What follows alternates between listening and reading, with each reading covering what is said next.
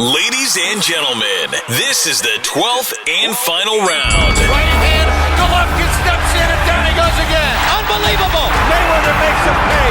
What a rookie mistake. A sensational left hook by De La Hoya. It's facts. I'm the best. You know what I mean? Sometimes I don't want to believe it myself, but it's the truth. I'm the best. I'm going to show you how great I am. From Southern California, this is the Last Round Podcast. Welcome to a bonus episode of the Last Round Podcast. And today we're going to be talking about the history of Boxrec. So I have two special guests today. We have Patrick Connor, returning guest, boxing historian, and also Gray Johnson from Boxrec, who is one of the editors. Welcome, guys. Thanks for joining me. Thank you. Yeah, thank you so much for having me back. Right, let's jump straight in. So, Gray, you're our resident Boxrec historian. So just tell us how Boxrec started and how you started working with Boxrec. Sure. So Boxrec started in, I believe, the fall of 2000. And by the way, I apologize. I did say it was going to start raining here, and it has come down really hard. So sorry if it's in the background. It came down really fast. So good omen. No, it started in the fall of 2000 by a man named John Shepard out of England. It was sort of a fan project. He was friends with Prince Nassim Hamed's brother and part of the Prince Nassim Hamed's promotion team. And they asked him if he could create some sort of database to help them scout potential opponents. And John I don't know how John met Nassim Hamed at all. I know he wasn't really a big boxing fan at that point, but he realized pretty quickly that there wasn't any kind of online, record-keeping database for boxing. And that's kind of why he started the website as like a fan project. I came across the website maybe 6 months later as a ignorant 13-year-old. So I was no ways qualified to ever be an editor at that point. But I liked boxing. I just got really into it. I was really into statistics. So it was just a fan project. It wasn't anything really official. And I just emailed him one day, literally, and said, "Hey, do you need any help like entering in records and like research? I'm kind of into that stuff." So he's like, "Yeah, sure." And that's how I became an editor. It's not that easy anymore, but it sure was in 2001. So the site kind of like over the years has grown into something that I don't think anybody ever really imagined it would be. Like, again, it was just people putting in information, and like a lot of people who are much older than me going to like libraries and entering in stuff from newspapers and like microfilm. That's where a lot of the old boxing like fights come from, like from the late 1800s to like I'd say the mid, pretty much everything from like 1880 to like 1970. It's like all from newspapers. So it's a ton of research by editors all over the world. I'm just one small sliver of a giant team of editors who have come and go over the years. And it's really off the work of us. And John has done a great job keeping the site. He does a lot of the website design. He keeps the site. It was keeping it afloat, paying for server costs back in the day. And now, obviously, Boxrec's a little more self-sustaining. We can get into that later. But yeah, it's just like a community project that's kind of blossomed over the years. And all of a sudden, we've turned into, according to the Association of Boxing Commissions in the United States, the official record keeper of boxing. So yeah, it kind of became this just thing that grew and grew and grew, and it became what it is today off of just lots of volunteer work. So kind of crazy. So Patrick, before Boxrec, how did managers and fighters, promoters, how did they keep track of, people's records? Well, there actually have been for a long time, hundreds of years actually, historians who have followed boxing history and who have kept, I would say, somewhat accurate notes and records and things like that. There have been writers who were just very interested in the history and maybe wouldn't have called themselves historians per se. But that being said, for a long time, a lot of times records were approximated. I mean, they could be written down, of course, but I would liken it almost to how amateur records are perceived today, unless a fighter is keeping really meticulous records. And it might be a little bit more easy to follow sometimes now with the way things are recorded and covered. But that being said, the vast majority of the time when fighters are saying, "Oh, my amateur record was X, Y, or Z," that's mostly made up. It's not, and it's not to say that they're bad. or anything. It's just, an amateur standout, when they're good or not. But that being said, it's like, if you fought 250 times, you don't know. You didn't keep track of all of the 250 times that closely. So that being said, it's like, it was a natural progression from approximation and just people who wanted to remember and wanted to keep track of these things to, for instance, like a guy like Nat Fleischer, who came out with ring record books for a few decades. I think it was maybe about 25 years, perhaps longer, that would compile the records of a lot of famous fighters and some not so famous fighters too. So there's a long history of boxing records being recorded and being remembered, but it's obviously something like Boxrec is a completely different undertaking, where they're aiming to be far more comprehensive and far more meticulous with the way that the records are kept and entered. And it's pretty amazing, really, the way that it all works together. It's a big symphony. Maybe Gray might not describe it that way because there's so many people and so much information flowing about, but it really is. It's pretty amazing. Yeah, the ring record books were a big part of when we first started the website, and we were just kind of like in the beginning, like, where the hell do you even start putting in records, right? So the ring record books were an invaluable resource. Now, they're not the most accurate in the world. I'm not saying Nat was was fudging any data, or he could have been, who knows? But a lot of that stuff really was helped us when we were, looking into newspapers and finding other sources. It was just a great way to go back and forth and see if getting two sources for a result is a big deal. So, we owe a lot to those ring record books for sure, and Nat for all the work that he did. And then obviously ring record books, I think, kind of existed through, I want to say, the early 80s, and then they became the Computer Boxing Update, and then it became the Fight Facts record book, was kind of the official books that people were referring to up until the digital era. And then but yeah, we owe a lot to the IBRO as well. They do a lot of great work and there are a lot of those members. They're part of the Boxrec as well. And yeah, like I said, Boxrec is Boxrec because of the researchers and the amount of time people have put into pulling up results. And you just wouldn't believe that we still find information from the late 1800s still, and there's like 3 million fights on the website. So that kind of tells you how much boxing there was in the old days. It was every day of the week. Every city, all these little towns had boxing all the time in like barns and weird venues, and it was happening constantly. And it's not like now, where in the United States, if you're gonna have a sanctioned boxing match, we know about it. It's usually on our schedule and beforehand. So it's way easier to track things now. And like the old days where there was no really commissions involved, like police were breaking up fights in a lot of states. So it was sort of like not super legal. It was literally the Wild West back then. And we still don't have all those results in. It's insane. But we've done a lot of work, obviously, and the site is what it is because of that. Ray, you have, I believe, 163 active editors. Any full-time, or is it all volunteers? All volunteers, for the most part. Some of the editors might work with commissions because we depend on certain countries we need to have a good relationship with and a trustworthy relationship to get results from. Like you said, the United States, we are very, the Association of Boxing Commissions uses us as an official record keeper. So we are entitled to get all the official information for the United States. So everything in the US, we see a result on Boxrec, it's been verified, it happened, no BS or whatever. Can I say that about every other country? No, I cannot. I am not going to say that, because it's as we'll get into, like, getting accuracy from results from other countries.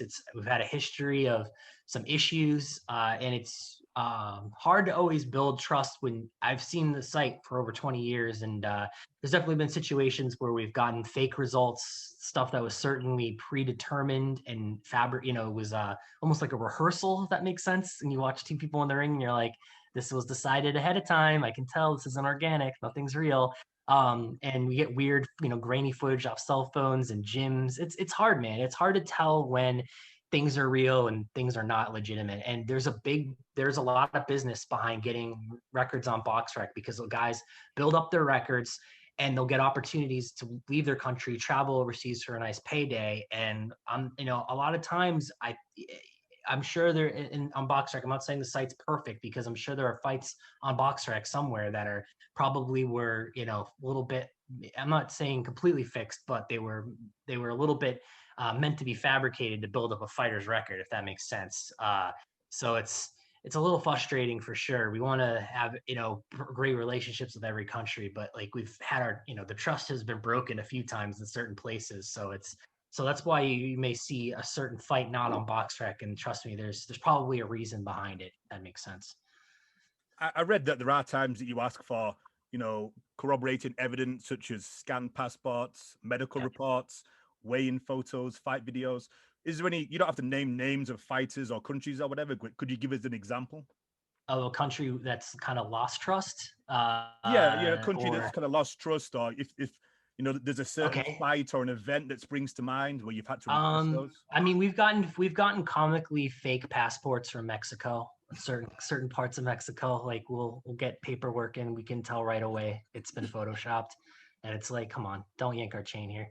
Bolivia, another country that's definitely just done a lot of stuff that's very unscrupulous.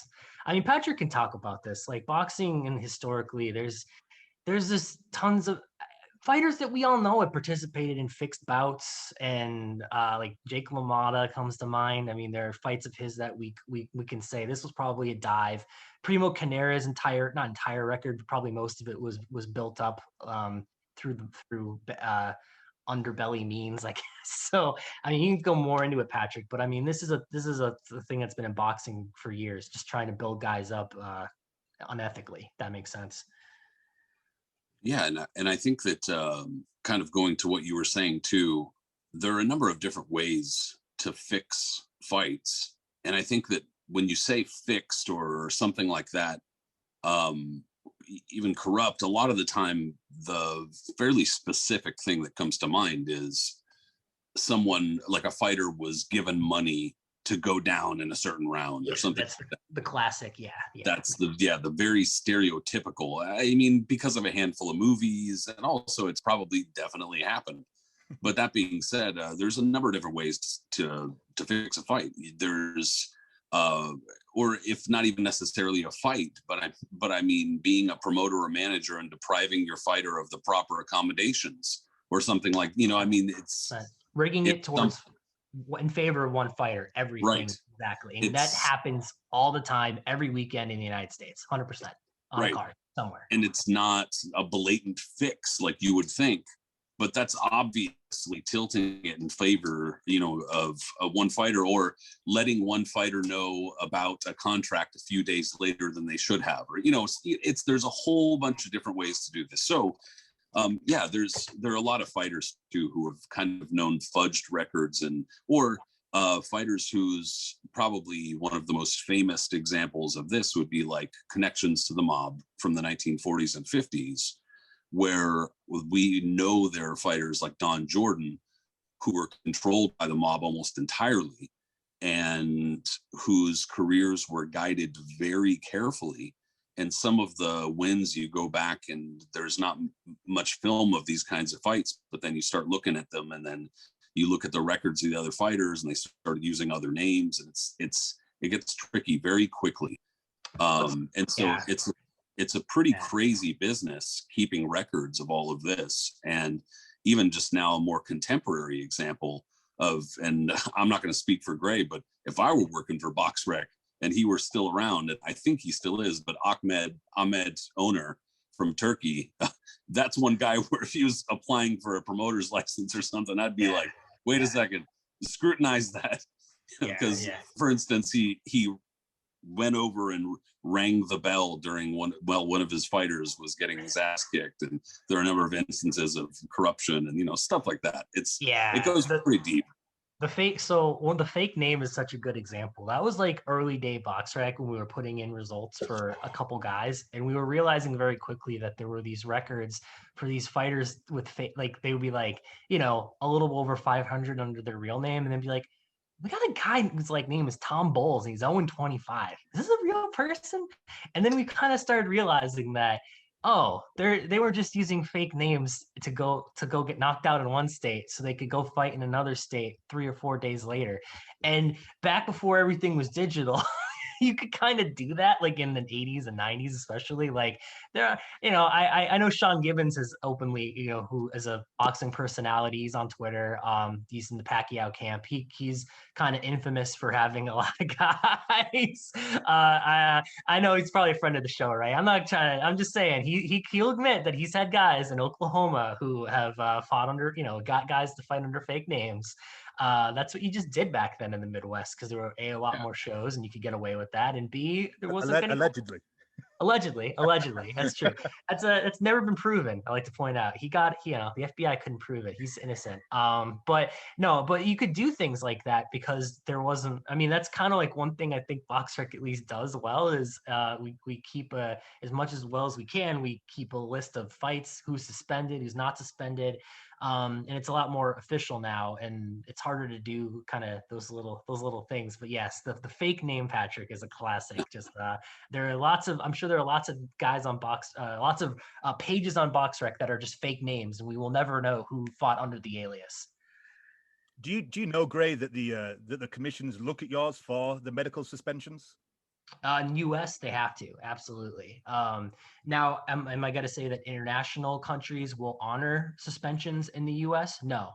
Look at Julio Cesar Chavez Jr. My guy's fighting in Mexico against Anderson Silva, and he is suspended not just in one state, but 2 states. Right. So it's just certain situations where countries can kind of turn away from it, but we try our best. I mean, again, we can't really be the police, but we can call people out and say like, hey, like, can you like try and at least acknowledge the suspension in this country, and like, if you're gonna bring this guy over, make sure he gets his paperwork, that he doesn't have a messed up EKG or something. Like if he's it depends on the suspension, you know what I mean? But yeah, it's in the US, they have to honor, every state has to honor each other's state suspension, but no, not internationally. Doesn't other countries can ignore us. You can ignore the US. I think I'm right in saying you deal with 384 boxing commissions around the world. That sounds right. I mean, it's probably, God, could be more. Mexico has probably that many alone, and I don't even I don't even know like how many they have, because like there's so many of them, and that's Mexico is a whole problem down there. It's just too many. That's another example of a country with just so much politics, and we could talk about it for like, I'm not going to bore us all to death, but we could talk about it for hours. Just the politics just in Mexico alone, it's crazy. You get many fighters, because I think Prince Patel, for example. Oh, I think he always says that there's maybe 1 or 2 fights on his record that aren't recognized by Boxrec. Do you get many fighters that campaign to have those instated?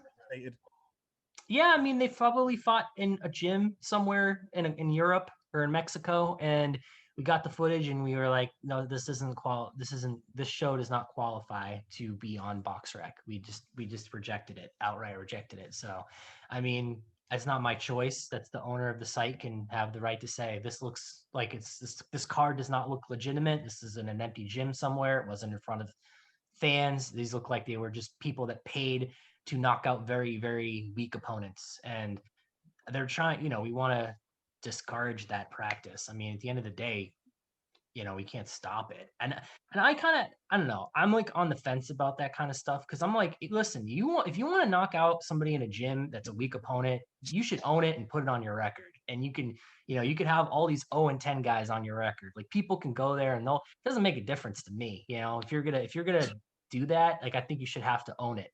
And it shouldn't actually be. That's just my feeling. But I'm not, again, I don't own the website, so they can, but yes, shows have certainly been rejected, and Prince Patel is a great example of that, where he's had a few fights, wins that are on Boxrec. Patrick, anything from you over, stage events, staged fights over the history? Yeah, I mean, I think Greg kind of brought it up earlier. There are a number of fighters who are kind of notorious for having fights that are either staged and a kind of another branch of this discussion here too, that kind of goes into what Boxrec decides to include or not include. We brought it up earlier. Fight Facts was another I think they're still fairly active, but not quite as digitally involved as Boxrec. Correct.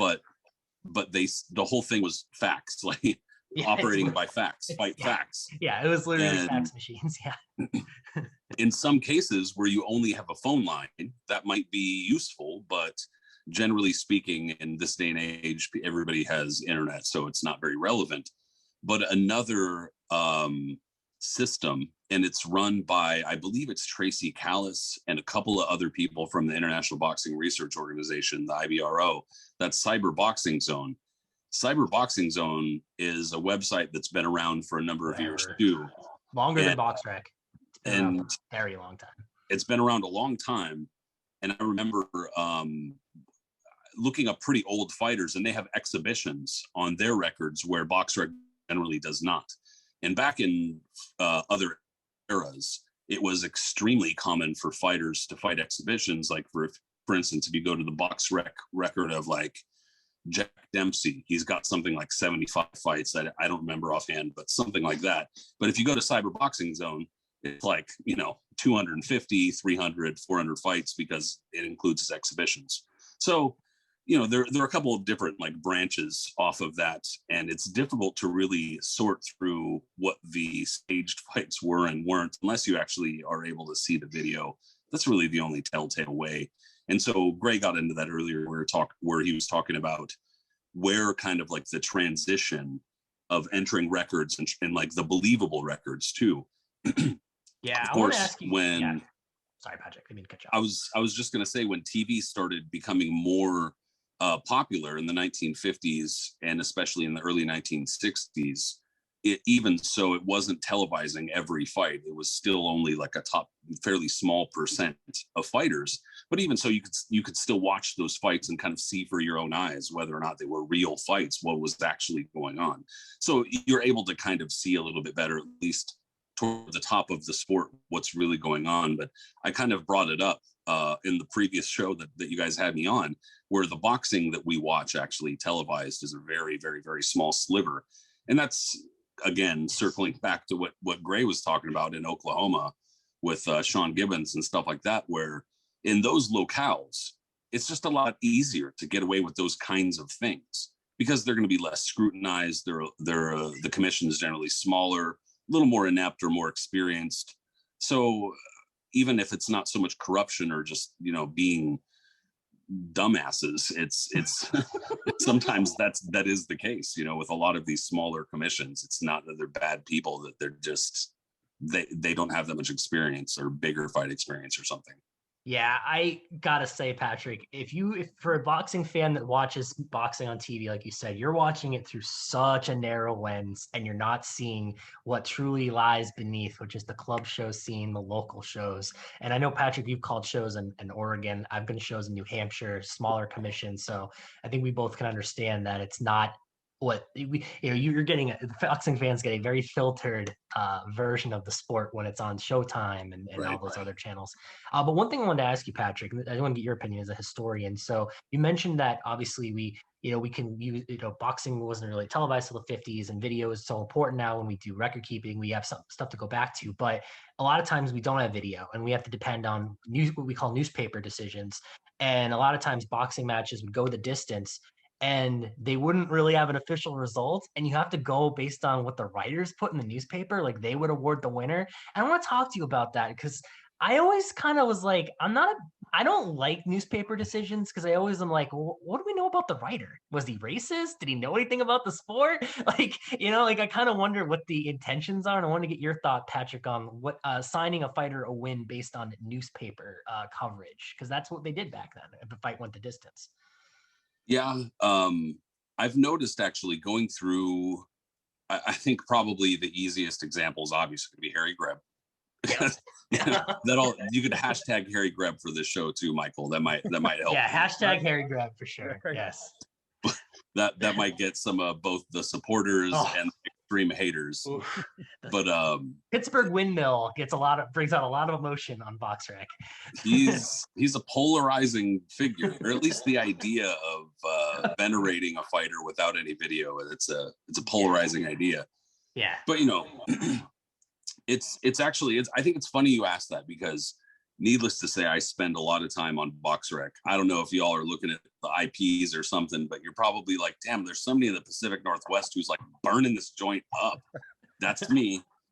So, I mean, looking through all these records though, and looking at like newspaper decisions, sometimes if you go to the little the Wikipedia, the fights wiki, whatever you want to call it, because not every fight has them, but if you go onto the Boxrec site, some of the links, some of the fights will have a little blue link under the Wikipedia icon on the fight, and if you click on it, you'll see some details about the fight, and with some of the no decisions, it will list the newspapers that it's getting these decisions from, to kind of back up why it's calling the newspaper decision for this fighter over this fighter.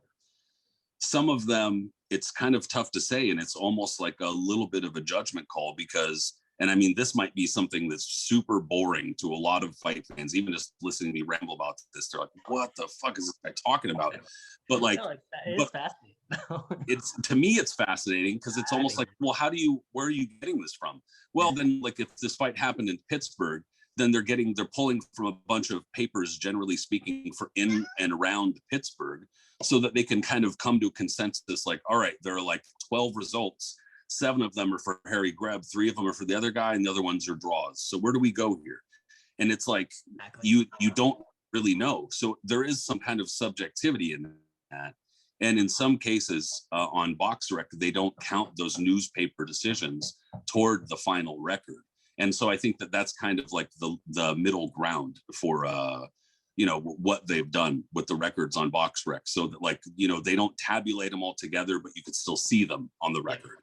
Yeah, for the longest time, everything was combined. So, like, if you look at Harry Greb's record, if you actually look at his record in the search, if you type his name in, it says he's 261, 18, and 18, which I think is like the classic Harry Greb record. And then if you click on his, and if you go to his profile, it will say he is 107, 8, and 3, because, like you said, they don't count the on the top of the record. They don't count the newspaper decisions, but it's all there inside the record. You can scroll down and you can see the newspaper stuff as well as the official results. So yeah, it's tough, man. I think you should include. I'm a big believer. Include everything, even if it's just 2 guys in a gym. If it happened and the guy was 0-10, the guy who won should. Prince Patel, if he's fighting those type of guys, he should have to own that, in my opinion. And then a fan can go on their record and see what those 22 wins or whatever he has, what they really mean, So that's just my opinion. But again, I don't know on the site. But yeah, it's just these are the little intricacies. If you spend a lot of time on Boxrec, there's just little weird things like this, newspaper decisions and gym fights, man. It's a lot of my life. While we're talking about bouts, can you just explain to us the bout starring system, the rating system? Yeah. So Boxrec has a ranking system. I am not involved with it. But it is a computer it's an algorithm-based ranking system that's been tweaked a million times. Great guy who does it's a great guy. He's like a mathematician in Germany. His name is Martin. Very smart guy. But I think so basically it uses this complex algorithm and it assigns fighters points based on results. But here's the thing with it. I like the idea of the Boxrec rankings, but I think Patrick would agree. Boxing is a subjective sport. And you're like telling a machine basically how to feel when you put data in, and it's not actually able to see fights. So when it thinks that Jeff Horn gets a unanimous decision over Manny Pacquiao, many fans don't agree with that, but we're just giving it raw numbers and it sees, unanimous decision. Here are the scores. And you might not think it's so unanimous. You might not even thought Jeff Horn wins. Boxrec, just the algorithm goes, well, Jeff Horn must be very good if he defeated Manny Pacquiao. So it's like you said, there's drawbacks to telling putting in an equation on a sport that is, especially with scoring, it's very subjective. So Patrick, you can give your thoughts on electronics rankings or regular rankings, but yeah, that's kind of my feeling on it. I think it's brought this up in the other show that they had me on too, but it's like the IBO. I think it's the IBO that has the computerized rankings, where there definitely are drawbacks to it, because there are subjective things that you do need to be able to kind of see with your own eyes a little bit when you're judging the quality of a fight or the quality of a fighter. just what's on paper doesn't always bear out, as we all know. And so, I mean, yeah, I do think that there are some things about it, and that there's consistency to it. There are certain kinds of things to it where if you're assigning, like, for instance, like the rankings on Boxrec, and I think the star system both run on some sort of algorithm where fighters are assigned certain points for wins or something like that, so that they both handle that in the pound for pound and in the all-time rankings and things like that.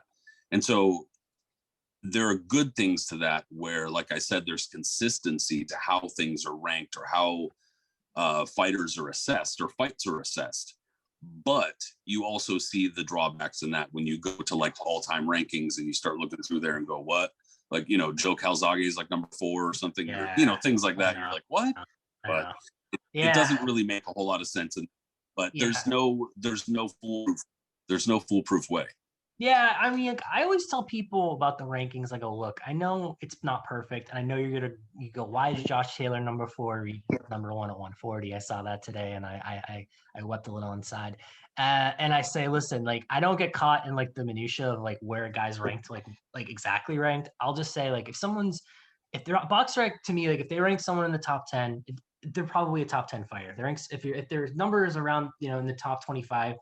Maybe they're, you know, you might think, oh, they're number 10, not number 15. Well, okay, but at least you have a reasonable like scale of where a fighter is. So I always say like the top 100, even though the number, like where someone is in the top 100 might not be perfect, at least that gives you an idea of like, okay, this is where this fighter is at least level wise and has accomplished.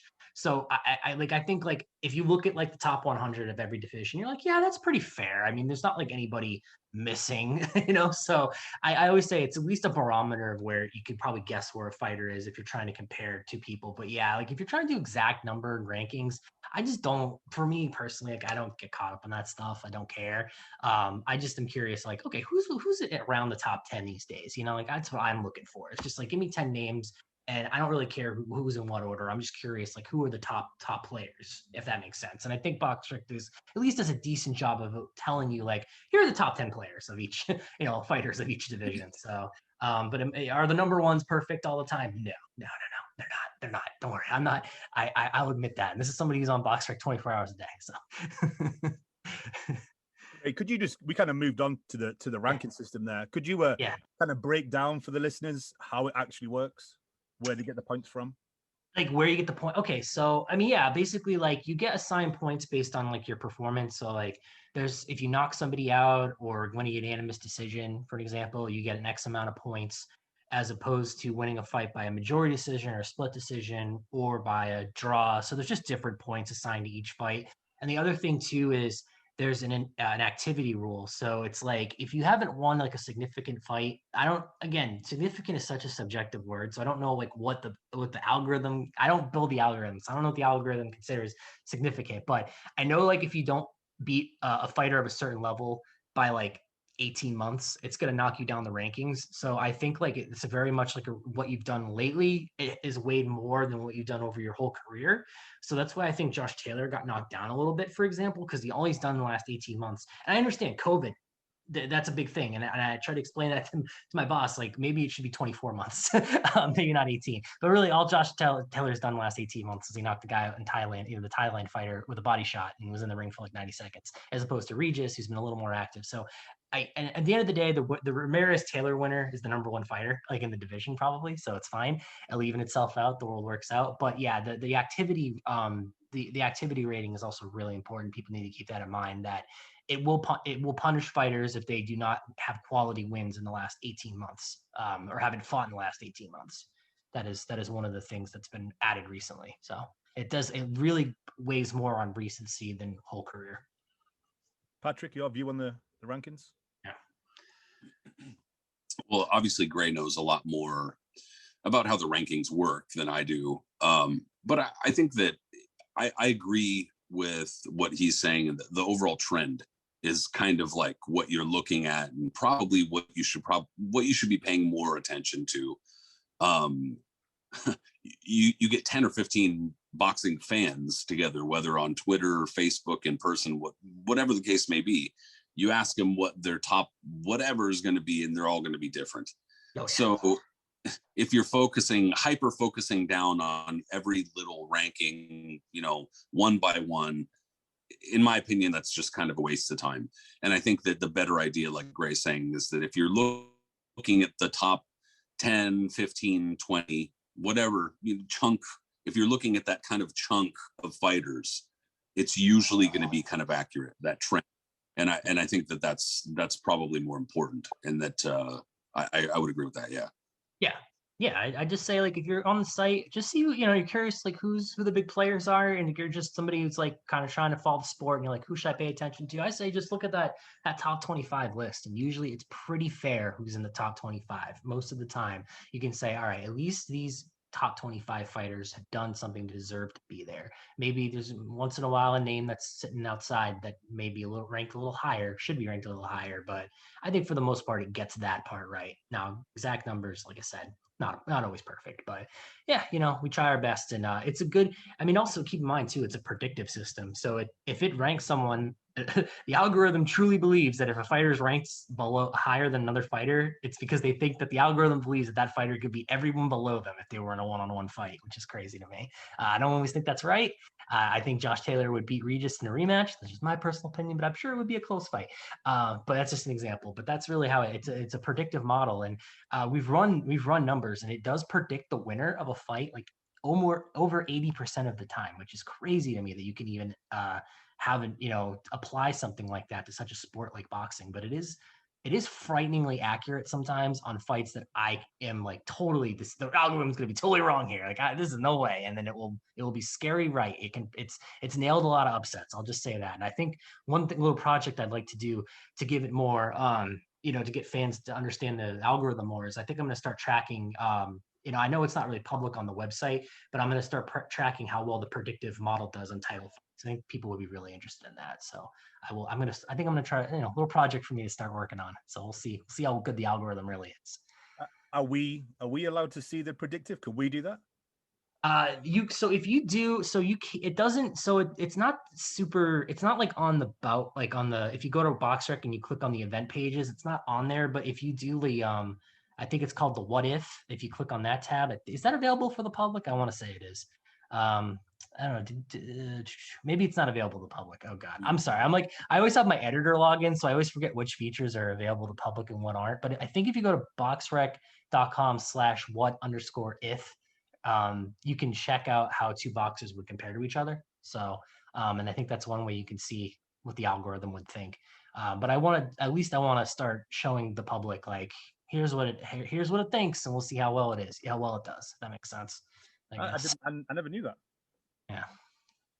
I want to say wasn't that an older feature? Didn't that used to be on the site? Yes. I'm not sure if it's still public, but it was 100% an old feature. And I want to see if they'll bring that back if it's not public. I apologize. I'm more like in my editor brain, and I have a certain view on Boxrec, like not a little, but my login is different from everybody else's. So I always forget what features are public and what aren't. So sorry if I misspoke. Well, and actually that reminds me too, because I won't say who, and I won't say from which, and I won't say from what commission, but I was on the phone with somebody who works for a commission, and they were reading to me something that they were reading on Boxrec.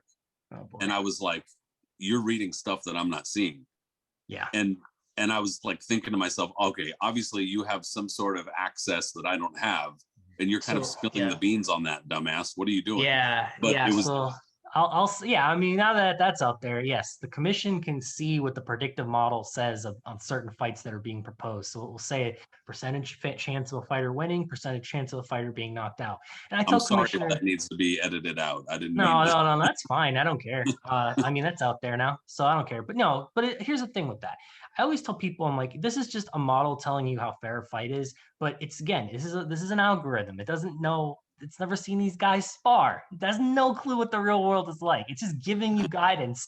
And it's honestly, you should be able to have common sense anyway when making fights. Like, I'm sorry, but like you need, like, I know, right? And it's so true though that I'll say this about a lot of commissioners. A lot of them aren't really big boxing fans and aren't really fans of the sport, and they're not really glued into things. They're totally kind of out of it. And you can, and I've seen promoters just put on fights that are just, I'm like, how did they sneak this by? It's crazy. Like, again, these are smaller shows normally, and what you're seeing on the major networks, these are top tier fights. Everything's pretty fair to be on TV. It has to be on TV, but I'm talking like club level. Like, we're talking 250 fans in the attendance.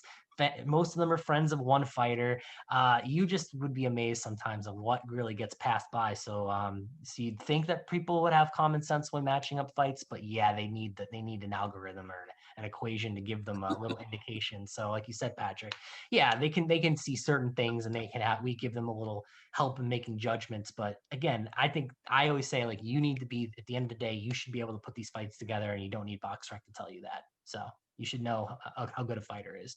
Do your job. Go see how well these fighters are. Go talk to the gyms. Go see them spar. Get off your butt. That's my feeling. Totally. Yeah. I was actually, I guess I wasn't that surprised, but it was mostly just like, I was more surprised that the person I was talking to was repeating it to me.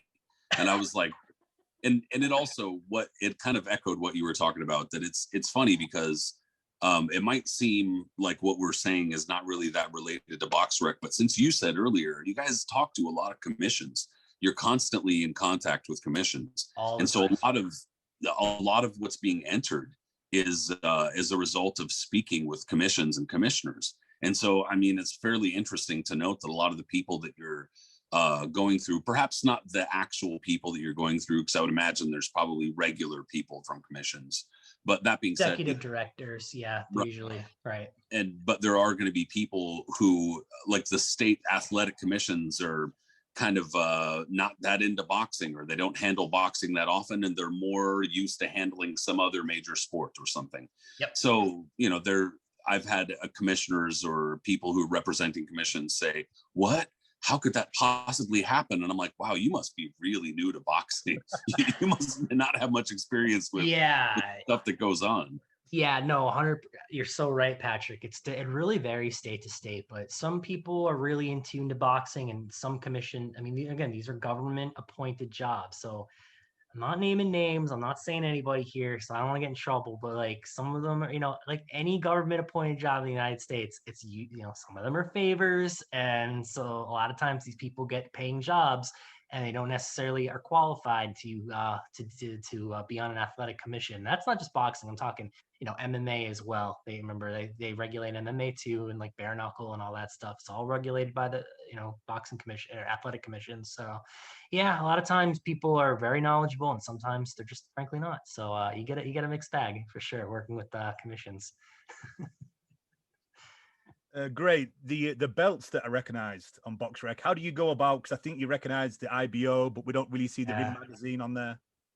Yeah, I mean, I don't know how I feel about the belts. I would get rid of them all if it was up to me, and just have like the only world titles I'd recognize would be the ones that were like, before all the alphabets. So no titles after like 70 or whatever, when the WBC and the WPA were invented.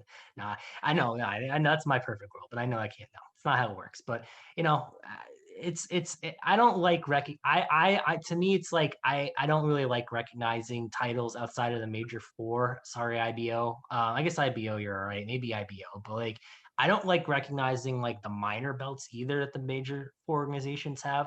And frankly, like, you'll see like intercontinental title, gold title, silver title. It should really be called, you're getting a title. It should be called right to be ranked a certain number in the alphabet organization title, because that's all those little minor titles are. They're all BS. They're all just there to pay. You pay to be the guy and to get a belt and to be ranked a little bit higher because you have an intercontinental title. It's so ridiculous. So I don't really know why certain belts are on there and certain aren't. Again, I'm not the owner. I don't decide that stuff. But like I said, I'm not a big fan, but like I think fans should realize like most belts that aren't part of the major four, that are just smaller versions, like the global title, the European, it depends. Like I think the European EBU, like some belts have like a lot of lineage and are very they go back, like the European Championship goes back to like, I don't know, probably the early 1920s or something, maybe even earlier.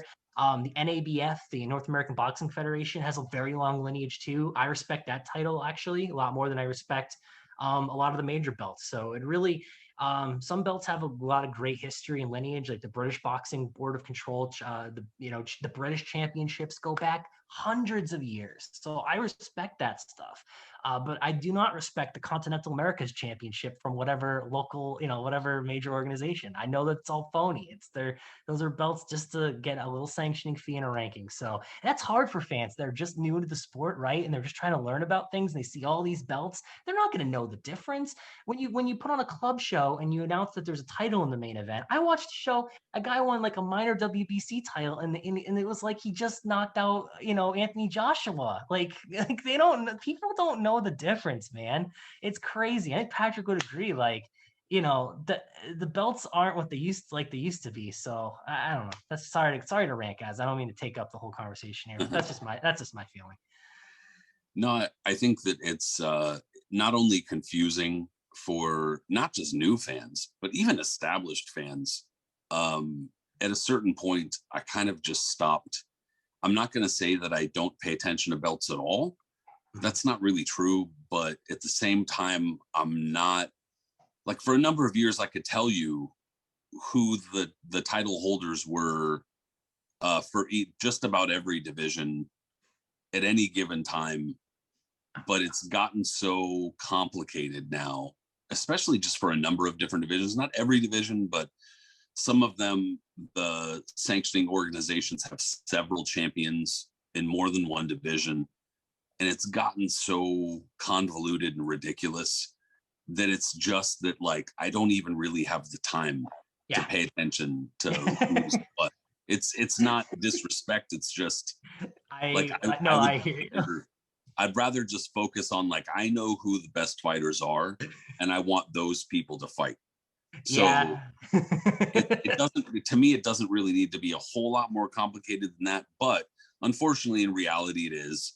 Yeah. And then another thing that you kind of touched on that a lot of people, even hardcore boxing fans, might not know or recognize or realize is that a number of these smaller or minor belts have these corresponding larger or more major sanctioning organizations where, like, for instance, I want to say it's the NABO is attached to the WBO, or something like that. Where USBA, it's like IBF, NABF, right. WBC, exactly. Yep. So you, like, win this minor belt, and then all that means that you have the right to be ranked top 20 in this other major organization, which seems absurd. Like, why wouldn't you just get the fucking ranking?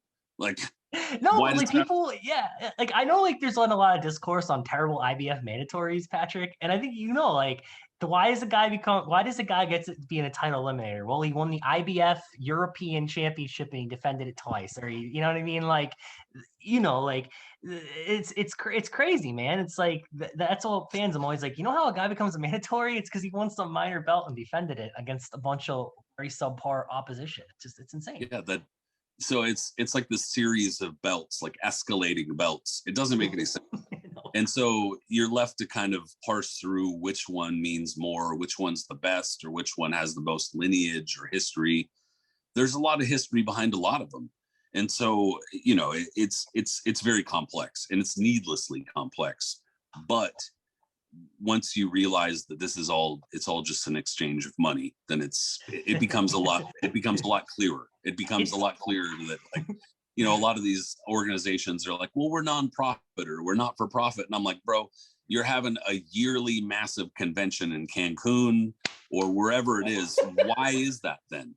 I don't understand that these two things don't bear out, man. Yup. It's exactly right. It's all legal. It's all legal bribery. It's really what it is. Big money laundering operation. So it's I know. I'm not disagreeing, man. It's so Boxrec is left to kind of sort through and sift through all of this, which is it's a massive undertaking, because there's as we've discussed over the last 45-50 minutes, there's a lot of moving parts here. And so for Boxrec to kind of try to put those all into one website or into, manage it into a meaningful, interactive thing, it's pretty amazing. It really is. I mean, and it takes this brigade of people. Yeah, it's hard to believe it's able to stay this stable when there's just a lot of chaos. So, and it's neatly presented for the fan somehow, against, I always say, you want to go see the Wild West, go look up kickboxing. There's no kickboxing database because that's what happens when you have a combat sport that's just totally unregulated, totally disorganized. At least with MMA, you can track it to, it's recent, so you can track it to the beginnings. Same with the bare knuckle boxing going on now. I was like, I'm just gonna put all the results on Boxrec, and we have them all labeled bare knuckle. So all that stuff that recently became legal in the last few years, we put that on Boxrec as well. But yeah, kickboxing is just like an example of that's a sport where it's so chaotic. Records are probably, a lot of them are fake, and Wikipedia is the primary resource for a lot of kickboxing records. So yeah, that's what happens when things just get totally like disorganized and unregulated. You have kickboxing. So just an example. Great. How often, because I'm sure it happens, how often do you get contacted by fighters who complain about where you've got them ranked? And by all means, you can drop names. I'm not going to drop names, but yeah, all the time. I mean, and people aren't really like angry. We don't get like angry emails, but we'll just be like, why did this happen? I want to fight. And it's like, oh God, I don't have the patience to explain this. So I don't normally. But yeah, I mean, I think the site's been around long enough now that people know. But yeah, for sure, we get fighters all the time, and even more managers, I would say, that are just like, why is my fighter ranked here? And again, it's not really hostile interactions or anything for like 99% of the time, but yeah, of course, Michael, it happens. So the kind of piggybacking question is it possible to get that Boxrec I'm number one shirt without actually being number one? I don't think so, man. I mean, those get shipped from the UK, man. Those aren't cheap, man. Those cost Boxrec money. I don't know. I don't even have one of those. I have a Boxrec editor. I have a shirt that says Boxrec editor that I can say to people, this is what my volunteer work got me, as a free T-shirt. No, they've done a lot for me, so I'm not gonna say just T-shirt, but I always joke. But yeah, that's the one cool thing we do. So fighters get ranked number one in the division. We try and get in contact with their teams and send them a cool T-shirt, and we get a little picture of them with the shirt, and we can put it on our website. So if you are a boxer and you are ranked number one and you did not get your T-shirt and you hear this, let me know. I'd love to send you a T-shirt because you deserve to be recognized.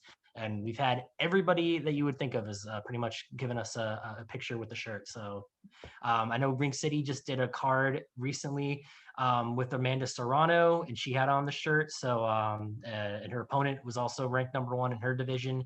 So that was really awesome. They even did promotion around the Boxrec rankings. Like, to me, that was like, my mind was blown. I'm like, really? Like, oh my God, this is nuts to me. Like, such a big deal. But it did recognize, like, you have the best female fighter at 126 against the best female fighter at 122, and they're fighting. And women's boxing doesn't get a lot of coverage normally, so that was really, really cool to see. Like, just that even be Boxrec rankings being part of a network's story. That was like, to me, it was like, wow, that's a lot of work that's weirdly like kind of culminated in a little moment there. So as a Boxrec editor, it was pretty surreal, I guess. Yeah. Do you mind if I ask you too about women's boxing? Sure. That kind of, reminds me. So, I mean, with women's boxing in the last couple of years, it definitely seems to be interest in women's boxing seems to be increasing in the last few years for a handful of reasons, I would say. Mm-hmm. But how difficult has it been kind of entering in results for like women's fights, or has that been kind of a bit of a different experience as far as, kind of researching or going down that road? Because I mean, it seems more of a recent thing that it's been, even the history of it has been paid attention to. Yeah, I'd say the hardest stuff, Patrick, is when women's boxing first started in like the 70s. And I think a lot of those results are probably incomplete. So I'm sure there's a lot of fights that just, I don't know what card they took place on, official cards or what. So that's sort of a little bit murky. I would say now it's like, like I said, it really kicked off more in like the 90s, I would say, is when it really got ramped up. So I would say the weakness on women's boxing results is sometimes they're not as frankly detailed as the men's. Like as detailed, I mean they won't have the names of the judges or the referee, and you might not get as many Wikipedia entry pages.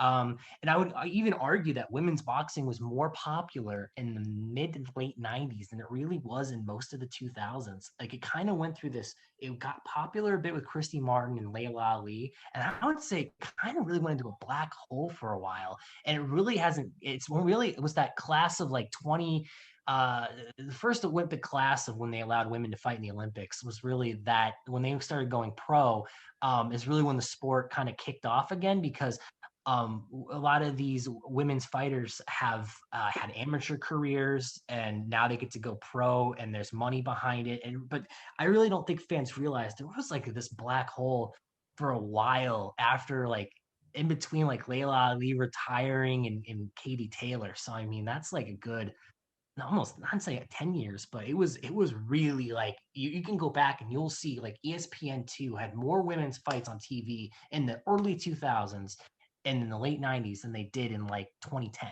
It's crazy. But it really went through a black hole, Patrick. And I would say we probably should be paying pretty close attention to women's boxing in Ireland in about 5 to 10 years based on the popularity of Katie Taylor. And I mean, she seems very inspirational in that regard. Yeah, I think you're going to see, as I said, we see more the Olympics pass by, and we see more women fighting the Olympics and getting experience and going pro, and the quality of fighting continues to get higher and higher. I mean, I think you'd agree watching Katie Taylor, Clarissa Shields box. The skill level is certainly higher than it was in in the 90s. I would say it's really gone up. And it's only going to get better and better. So, like you said, Patrick, I think because it's Katie Taylor and because of Clarissa Shields, you're going to see probably girls that never would have picked up the gloves otherwise, for sure. And we have them to thank for it. Great. How popular is boxing overall? I think if you look at the visitors to Boxrec, in terms of the last, 5 to 10 years, is boxing more popular now? Patrick, I need you to answer this one first, and then I want you to take a crack at one first. Well, I guess if I'm going to answer it kind of as truthfully and diplomatically as I can, I would say that the visiting to Boxrec might not be representative of the actual popularity of boxing. I mean, I'm just saying it's good, but the access to Boxrec also counts a lot here. Then the popularity of Boxrec too, as a reference over other references. So, I mean, that might not be the most accurate way to gauge it, but gauging it overall, I mean, I think that we've seen boxing the last probably, I would say 7, 8 years or so. We've seen boxing make a lot of headway toward creeping back into the public consciousness. And some people would say that's good. Some people would say that's bad. Some people would say it doesn't matter. I'm probably in the camp where I don't think it really matters that much, because there's kind of like a static group of hardcore boxing fans that are going to stick with the sport no matter what. Yep. But that being said, the creeping toward the public consciousness of boxing usually leads to more money being pumped into boxing, which often leads to more gyms opening up, more fighters, better opportunities, and more reasons to get into boxing. And so those, for us, that's a good thing. For us, that means that boxing is getting slightly more popular in that regard. But there's also another part of it, and another thing that I've talked about, like on Twitter, is the lack of amateur boxing in the United States overall. Bingo. And that was going to be my point. Yep. It's bad. It's really bad. It's not good. And in other eras, you had colleges. You had several colleges, for instance. You'd have intercollegiate boxing. I think you might still have that in the UK a little bit. And there still is intercollegiate boxing here for like 5 schools or something. Yeah. But it used to be like every major university had a rowing team, a boxing team, a whatever team. And now that's not the case. And so it's an entire farm system for boxing that does not exist anymore. And so when you kind of take that into account, it's almost kind of amazing that boxing's still going. It's amazing that it's still doing what it's doing. Yeah, I think you're totally right. Like COVID has done, if one thing COVID's done damage to boxing wise, it's definitely been the amateur scene, 100%. There aren't any shows going on. Kids aren't in the gym right now. And a lot of these coaches, I mean, I just overhear conversations and they're like, I had, USA boxing for this area had X amount of fighters in 2019. And in 2020, it's like, I got 25% of them to come back. And those are kids that are probably playing video games now, and they're going to be never coming back. So like you said, if you don't have that, you're not replenishing the crops, that's going to hurt the sport. And, the next great, fighter could be the next great esports superstar now. So it's that's probably the main thing I would say. If COVID's damaged anything, it's definitely the amateur boxing scene with no cards going on right now. It's been brutal. And several larger events have been canceled too in the last year and a half. And as I have documented on Twitter, there have been a lot of amateur boxing coaches. And I don't want to belabor this point, but there have been a lot of, because of coronavirus and since coronavirus, there have been a lot of amateur boxing coaches who have died. Yes, it's staggering actually. I know this is like getting depressing, but like the thread Patrick has done tracking COVID and the loss that has come through the boxing community is very, very good, and it's very eye-opening. And again, so go to Patrick's Twitter account, and I think you can find that thread pretty easily. But it's a lot of it is most like a lot of amateur coaches, and they are people, the pillars of the community. They're people that get kids in the gym, and without those coaches, there's no boxing scene. So it's been devastating for sure. Well, and just to kind of, sorry, I see you trying to jump in, Michael, and I apologize, but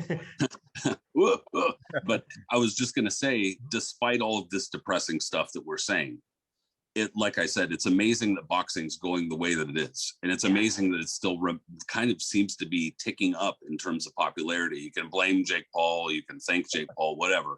But it seems to be going in the right direction anyway. So that's good news.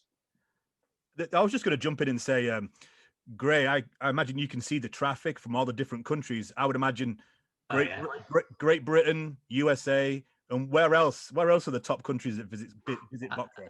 I mean, those are the top two right there. I'm trying to think, like, I'm sure Mexico's up there. I mean, boxing is so important in Mexico. I mean, UK, I mean, I don't know. It's like a top 5 sport in the UK, maybe top, maybe it's the 5th or 6th most popular. I don't know. I've asked a few people from the UK, and they're like, they give me like 4 sports that are always more popular than boxing. I always think it's like number 2. I would say personally, I would say it's top 2, top 3. Really? Okay. You're making me feel better. Cause like I've had people that are like, I'd put cricket above it. I'm like, really? Cricket? You don't get 90,000 people at a rugby game. Put it that way. Thank you. All right. I feel and I loved I lived in London for a couple months, and I loved watching rugby. So shout out to rugby. But thank you. Okay, that makes me feel better. No, but yeah, UK fans are I get more DMs and communication from British boxing fans than I do US fans. I would say they're number 1. US is probably number 2, and then probably Mexico's number 3. So there's your top 3. Right, let's move on to Patrick's games. So whilst I was doing the research, the perfect man just been on the show, I think the week before. So Patrick, if you just go into the games that you started on a boxing forum, I believe you can use Boxrec for. So any of the listeners, grab a pen and paper, just write these down, and you can play them during these COVID times. I mean, they're great games for getting drunk, great games for just chilling, great games for passing time. But long story short, back in the day, there used to be a website still around actually called maxboxing.com, and it's just not as active as it used to be. And there used to be a very active forum on Max Boxing. At the time, there were a number of very high-profile in boxing writers who wrote for the website. And so we kind of invented this game called the Boxrec game, where you'd take 2 fighters, and seemingly unrelated fighters would be the best way to describe it. Like I don't know, Mike Tyson and Manny Pacquiao or something like that. It's because you're thinking, well, they have nothing to do with each other. You know, they've never fought each other. Obviously, they never would. So then you figure out a way through Boxrec. Go, okay, all right, I got to click through these guys' records to figure out how exactly one guy is linked to the other. So I don't know. I mean, like Manny Pacquiao fought Oscar De La Hoya, who fought Bernard Hopkins, who fought Roy Jones, who fought John Ruiz, who fought Holyfield, who fought Mike Tyson.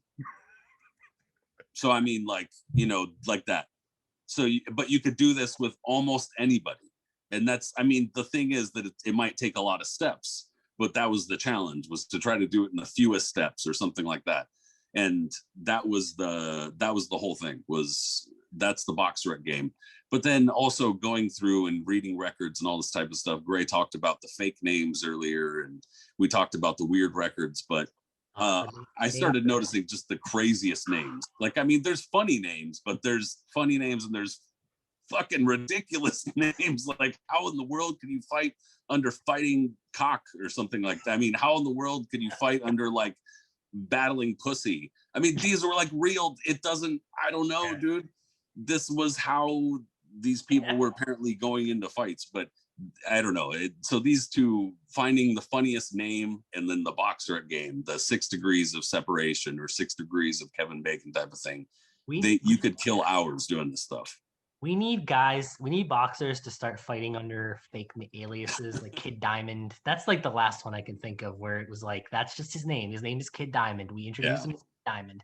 He has a long name and no one can pronounce it. And I'm like, we need more of that. We need to get back to that. Like, guys who just fight under the name Battling Bozo. There's several Battling Bozos on Boxrec, I believe. You're just like, who? Like Dummy Barnes. Like, who are these people?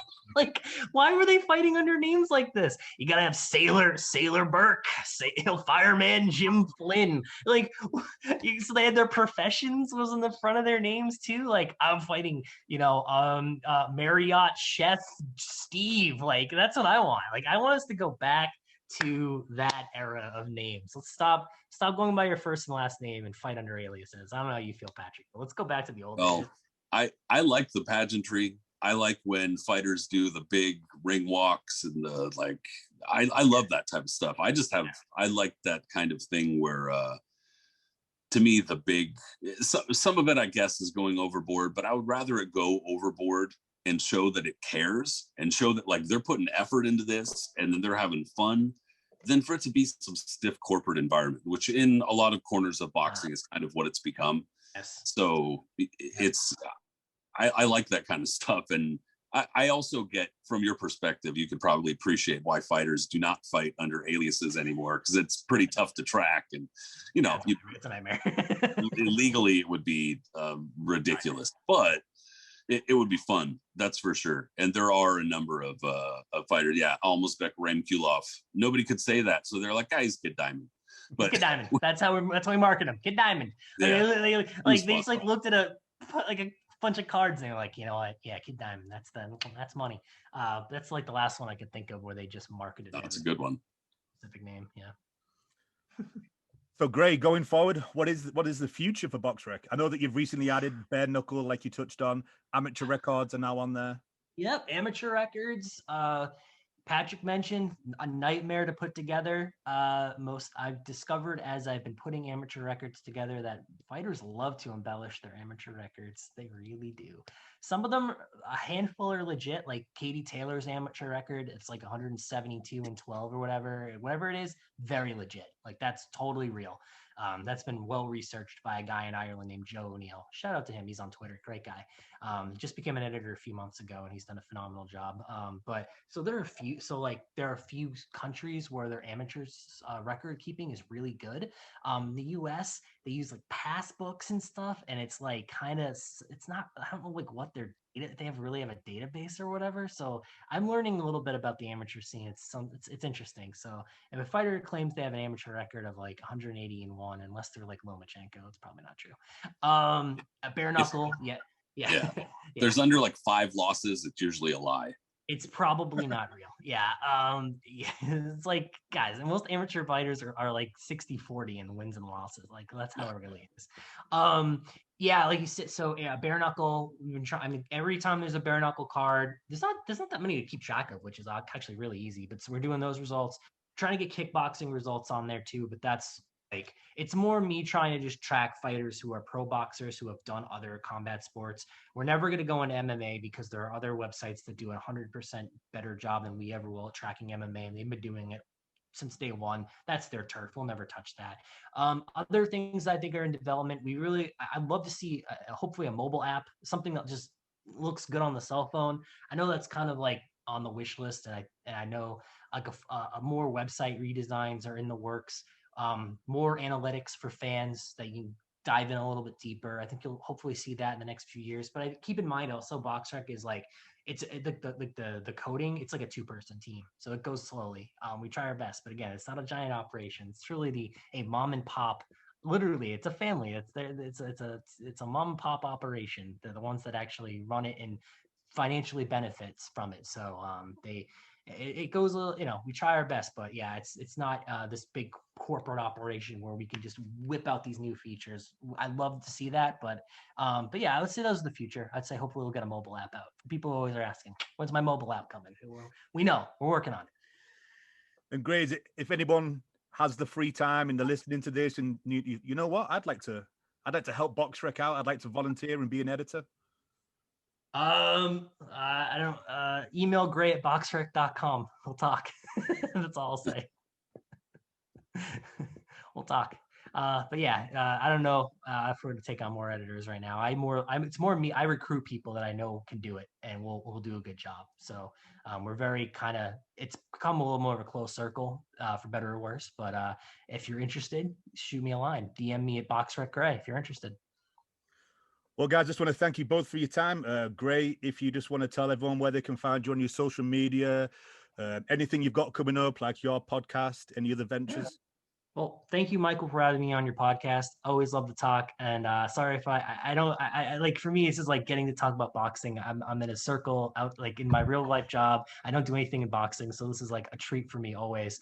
So thank you so much, Patrick. Pleasure to get to meet you and talk to you for the first time, man, as well. You're such a incredible knowledge. And I respect you a lot, because like there's not that many historians in boxing that are online. So I'm always like, I'm just going to listen, and I love your curation on your Twitter as well. So awesome stuff. You can find me on Twitter, BoxRecGray, BoxRecGrey. I do a podcast occasionally called the Unprofessional Boxing Podcast as well. If you just Google that, you'll find it. But yeah, just follow me on Twitter. That's where I mostly am. And go to boxrec.com, get yourself a login. It's free. And same for you, Patrick. Thanks for joining us. If you want to tell everyone where they can find you on Twitter, your podcast, your website, your book, everything that you do. Yeah, I appreciate you having me on, because all of my boxing interaction, unlike a lot of people who get a lot of like real life interaction with boxing friends and stuff, I have like zero. So so for me, going and talking online with people or on podcasts that's like, this is all I got. You guys have me back. This is all. No, I'm just kidding. No, it was a lot of fun. Like I said, Graves, great meeting you as well. For me, I do have a book about Oscar Bonavena coming out in August, and it should be a lot of fun. It's a little dark, of course. It's part of the Hamilcar Publications Hamilcar Noir series, and it's about Oscar Bonavena's career, but also specifically his death. It should be a lot of fun, like I said. But if you want to check me out on social media, I'm on Twitter primarily at Patrick M. Connor, and also I curate the boxing history account there. And I host or co-host 2 other podcasts, Knuckles and Gloves Boxing Radio and Hannibal Boxing Podcast. So thanks again. It was a lot of fun. Yeah, thanks for having us. And you can find us at The Last Round 12 on Instagram and Twitter. And we will be back on Tuesday reviewing the Andy Ruiz, Chris Arreola fight, Arisandy Lara, Thomas Lamella, and then previewing the big Canelo, Billy Joe Saunders fight. This is The Last Round. Thanks for supporting and listening to the show. Follow us at The Last Round 12 on social media. Rate, review, and subscribe. This